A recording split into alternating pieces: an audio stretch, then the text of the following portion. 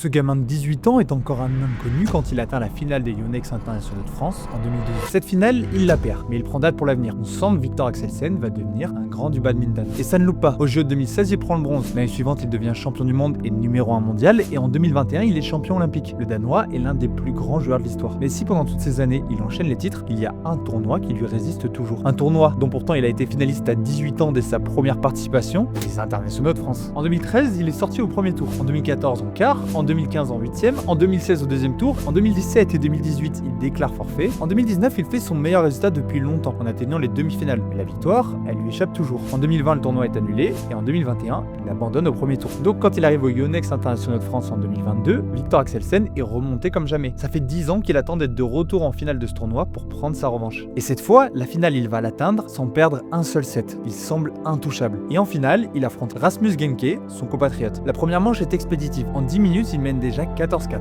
Puis il emporte facilement 21-14. La deuxième manche, elle semble plus serrée. Mais pour faire jeu égal, Genke doit être en sur-régime. Et dès qu'il baisse le pied, Axelsen en profite. Comme un symbole, c'est donc 10 ans après sa finale qu'il l'aura fait découvrir que le géant danois s'impose enfin en France. Ça ne sera pas son dernier succès dans l'Hexagone, puisqu'il deviendra ensuite champion olympique pour la deuxième fois à Paris. Et cette semaine, il est de retour au Yonex IFB. Mais cette fois, 3 jeunes Français, tous dans le top 15 mondial, comptent bien lui barrer la route.